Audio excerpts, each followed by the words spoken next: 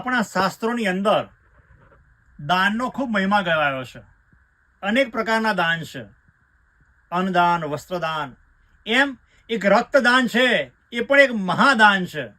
એટલે આપણે દરેક નાગરિકની ફરજ બને છે કે આપણે સૌ કોઈએ રક્તદાન કરવું જોઈએ.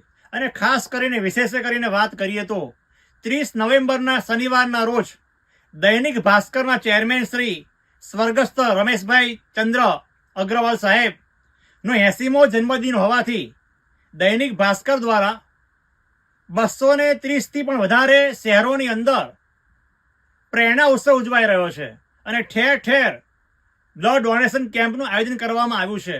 તે ખરેખર ખૂબ જ પ્રશંસનીય છે. અને આપણે આ કેમ્પ યોજાતો હોય ત્યારે આપણે દરેકની ફરજ બને છે કે આપણે સૌ કોઈએ પણ બ્લડ ડોનેશન કરવું જોઈએ. અમદાવાદની અંદર જ 10 સ્થળોએ આ કેમ્પનું આયોજન કરવામાં આવ્યું છે, જેની અંદર શ્રી સ્વામિનારાયણ મંદિર કુમકુમ મંદિર અમદાવાદ ખાતે પણ કેમ્પનું આયોજન કરવામાં આવ્યું છે. તો આપણે સૌ કોઈએ કેમ્પમાં ભાગ લેવો જોઈએ.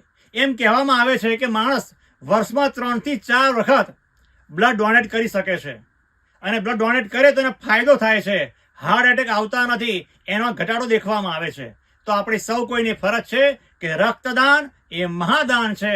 તો આપણે રક્તદાન જે કરવાનો પ્રસંગ છે, દિવ્ય ભાસ્કર દ્વારા આયોજન કરવામાં આવ્યું છે, તે ખૂબ જ મહત્વનો દિવસ છે. 30 નવેમ્બરના રોજ આપણે સૌ કોઈ રક્તદાન કરીએ અને આ ભગીરથ કાર્યની અંદર આપણે સૌ કોઈ ફાળો આપીએ. જય સ્વામિનારાયણ.